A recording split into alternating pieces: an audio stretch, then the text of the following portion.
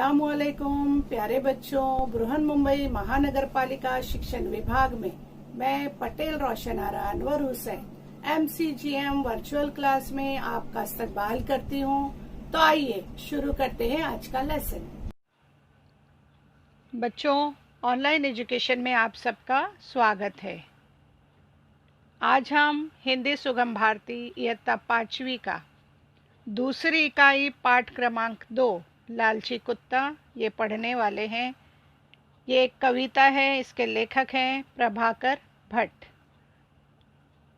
कविता शुरू करने से पहले हम आपको इसका परिचय देंगे। लालच करना अच्छा नहीं होता, लालच का परिणाम बुरा होता है। इस कविता से यही सीख हमें मिलती है।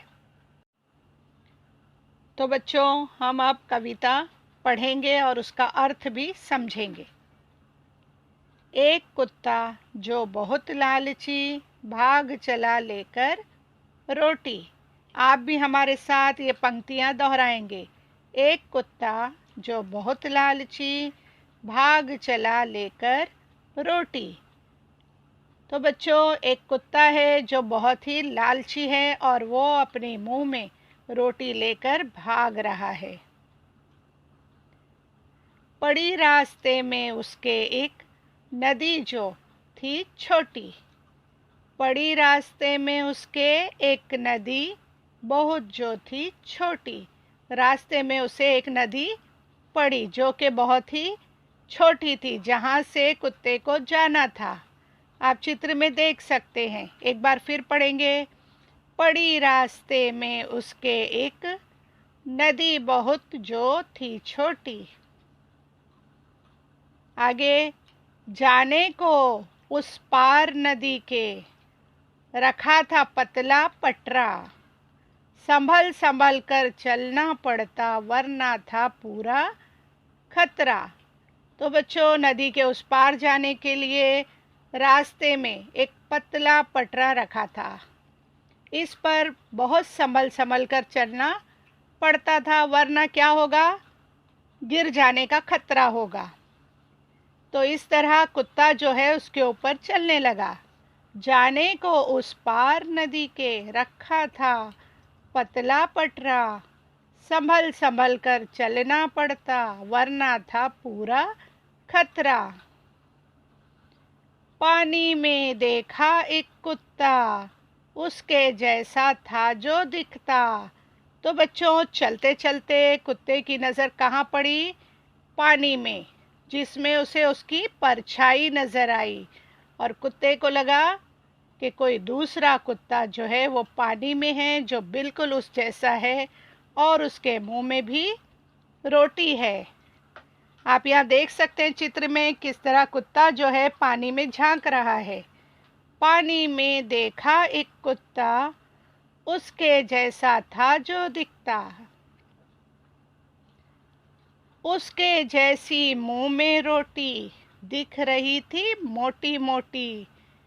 कैसे रोटी उसकी पाऊं, उसका हिस्सा भी हथियाऊं। तो बच्चों, जब उसने पानी में झांका तो उसे नजर आया कि उसी की तरह एक कुत्ता है जिसके मुंह में क्या है? रोटी है, और वो बिल्कुल हूबहू उसके जैसा नजर आ रहा है। उसके दिल में क्या ख्याल आया? लालच आई कि मैं वो रोटी भी ले लूं उससे। एक बार फिर पढ़ते हैं। उसके जैसी मुंह में रोटी दिख रही थी मोटी मोटी। कैसे रोटी उसकी पाऊं, उसका भी हिस्सा हथियाऊं। तो बच्चों, ये अच्छी आदत नहीं है कि हम दूसरों की चीज़ को हथिया लें, ले लें, हड़प कर लें। ये गलत बात होती है। इस तरह से हमारी सोच नहीं होनी चाहिए। भौंका सोच बेभानी में रोटी जा गिरी पानी में। भौचक्का सा लगा देखने खड़ा रहा मुंह बाय। तो बच्चों, आपने देखा कि कुत्ता जो है रोटी हथियाने के चक्कर में भौंकने लगा पानी में देखकर, और उसके मुंह में जो रोटी थी वो भी पानी में गिर गई। इस तरह से कुत्ता जो है वो भौचक्का यानी चकित रह गया। मुंह खोलकर खड़ा रहा। क्यों? क्योंकि जो उसके हिस्से में रोटी थी वो भी चली गई। तो लालच अच्छी बात नहीं है। लोभी, लालच यानी किसको कहते हैं? लोभ करने को। बच्चों इसको कभी न भूलो, लालच बुरी बलाए। तो इस बात को हमें कभी भी नहीं भूलना चाहिए कि लालच अच्छी बात नहीं है, वरना जो आपके हिस्से में है वो भी चला जाएगा। इसलिए हमारे हिस्से में जो भी है हमको उसी पर खुश रहना है और दूसरों की चीज़ों पर कभी भी नज़र हमें नहीं रखना है, क्योंकि लालच हमेशा बुरी बला है। बच्चों अब हम कविता में आए शब्दों के अर्थ जानेंगे। यहाँ लिखा है लालची, इसका अर्थ है लोभी। एक अर्थ है एक। पटरा, लकड़ी का पल्ला। उसके बाद यहाँ है वरना, नहीं तो। खतरा, डर। दिखता, दिखाई देता। दिख, दिखाई देता। हथियाना, धोखे से ले लेना। आया था शब्द हथियाना यानी धोखे से ले लेना। यहाँ है बेभानी, बिना समझे बूझे। भौचक्का, चकित। यहाँ अर्थ है भौचक्का का चकित। मुँह बाय, मुँह खोलकर। बला, विपत्ति, दुख। यहाँ प्रश्न के उत्तर आपको देना है। यहाँ पर 3 पर्याय दिए गए हैं जिसमें से आपको सही उत्तर चुनकर पर्याय को पूरा करना है, लिखना है। अब यहाँ लिखा है कुत्ता भौंका क्योंकि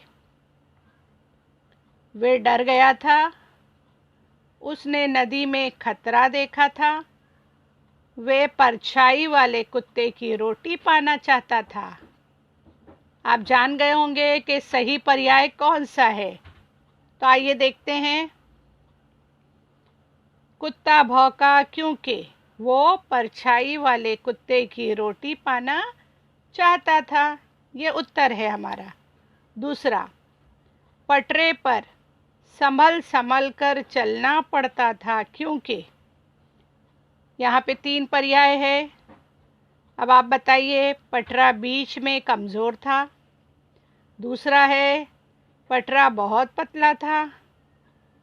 तीसरा है नदी बहुत चौड़ी थी। सही पर्याय क्या है इसका?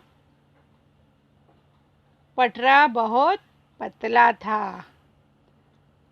तीसरा, लालच नहीं करना चाहिए क्योंकि 3 पर्याय में से हमें चुनना है।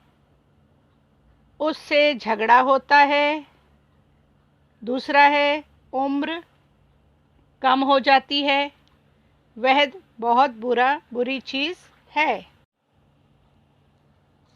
भाषा ज्ञान एवं व्याकरण यहाँ आपको समझना है। बातचीत करते समय हम बीच बीच में कहीं कम कहीं ज़्यादा देर रुकते हैं। इससे सुनने वाला व्यक्ति हमारी बात को अच्छी तरह समझ पाता है। जब हम कुछ लिखते हैं तो इस कार्य के लिए कुछ चिन्हों का प्रयोग करते हैं। इन्हें विराम चिन्ह कहा जाता है। क्या कहा जाता है? विराम चिन्ह। मुख्य विराम चिन्ह इस प्रकार है, ध्यान से देखेंगे बच्चे और इन्हें लिखकर प्रैक्टिस भी करेंगे। पहला है पूर्ण विराम, यहाँ पर आपको दिखाई दे रहा है। फर्स्ट क्या है यहाँ पर? पूर्ण विराम। दूसरा है अल्प विराम, यहाँ देखिए। तीसरा है अर्ध विराम। प्रश्नवाचक चिन्ह, ये तो हम हमेशा देखते हैं। उसके बाद विस्मयादिबोधक चिन्ह, क्या ये? विस्मयादिबोधक चिन्ह। उसके बाद है उद्धरण चिन्ह। इस तरह ये जो है मुख्य विराम चिन्ह यहाँ पर बताए गए हैं, जिन्हें आपको याद रखना है और लिखना भी है। पढ़ो और विराम चिन्हों को समझो। यहाँ विराम का अर्थ होता है रुकना। चलिए एक बार फिर से हम ये तमाम चिन्हों को पढ़ लेते हैं, समझ लेते हैं। पूर्ण विराम इस तरह से होता है। अल्प विराम, थोड़ी देर आपको रुकना है। प्रश्नवाचक यानी सवाल पूछा गया हो तो प्रश्नवाचक चिन्ह लगाया जाएगा। विस्मयादिबोधक, ये जो है विस्मया अचंबा या ताज्जुब वाला जो वाक्य होता है उस पर यह चिन्ह लगाया जाता है। अर्धविराम, अर्धविराम यानी थोड़ा ज़्यादा रुकने को कहा जाता है। ठीक है, पहला वाक्य हम देखेंगे। नदी जो थी, नदी बहुत जो थी छोटी। यहाँ पर ये वाक्य पूर्ण हो गया है, तो आप देखेंगे यहाँ पर पूर्ण विराम लगाया गया है, यानी ये जुमला यहाँ पर है, वाक्य जो है वो पूरा हो गया है। दूसरा देखते हैं। उसका हिस्सा भी हथियाऊं, यहाँ उसके मन में प्रश्न आ रहा था तो यहाँ पर लगा है प्रश्नवाचक चिन्ह। तीसरा है भौचक्का सा लगा देखने, खड़ा रहा मुँह बाएं। आप देखेंगे यहाँ पर हम थोड़ा रुक जाते हैं। किस तरह, भौचक्का सा लगा देखने, तो यहाँ लगा है अर्धविराम, थोड़ा ज़्यादा रुके हैं हम। खड़ा रहा मुँह बाएं, तो ये जो है अल्प विराम है, यानी आपको थोड़ा सा रुकना है, फिर हमारा आगे का वाक्य हमें पढ़ना है या बोलना है। चौथा है बच्चों, यहाँ पर जो चिन्ह लगा है विस्मयादि बोधक है, जिसमें अचंबा, विस्मय या ताज्जुब वाले जो वाक्य होते हैं उसमें इसका प्रयोग होता है। बच्चों इसको कभी न भूलो, यहाँ हम थोड़ा रुक जाएंगे, पूरा वाक्य नहीं पढ़ेंगे, तो इसको कहते हैं अर्धविराम। लालच बुरी बलाए, यहाँ हमारा वाक्य पूर्ण हो चुका है, इसलिए पूर्ण विराम लगाया गया है। तो बच्चों इसे बार बार पढ़िए, 2 से 3 बार लिखिए और याद भी रखिए। आगे चलते हैं। विरोधार्थी शब्दों की जोड़ियाँ मिलाओ। अब यहाँ पर आपको सही जोड़ी का चुनाव करना है और उसे दोबारा यहाँ पर लिखना है। छोटी, छोटी के साथ क्या आएगा, यहाँ पर आप हमें बताएंगे पहली जोड़ी। बड़ी, छोटी के साथ क्या आएगा, बड़ी, ये उसका क्या है, विरोधार्थी शब्द है। दूसरा है पतली, पतली का विरोधार्थी शब्द क्या होगा, मोटी। तीसरा है पूरा, पूरा के साथ क्या आएगा विरोधार्थी, आधा। चौथा है बुरी, बुरी, इसका क्या होगा विरोधार्थी, अच्छी। इस तरह ये भी हमारा कंप्लीट हो गया है, आप इसे लिखिए। तो प्यारे बच्चों इसी तरह पढ़ते रहिए, लिखते रहिए और आगे बढ़ते रहिए, और आपको जो भी गृह कार्य दिया गया है उसे स्वअक्षरों में लिखिए और अपने टीचर से चेक करवाइए। फिर हम आपसे मिलेंगे अगले सेशन में। तब तक के लिए अल्लाह हाफिज़।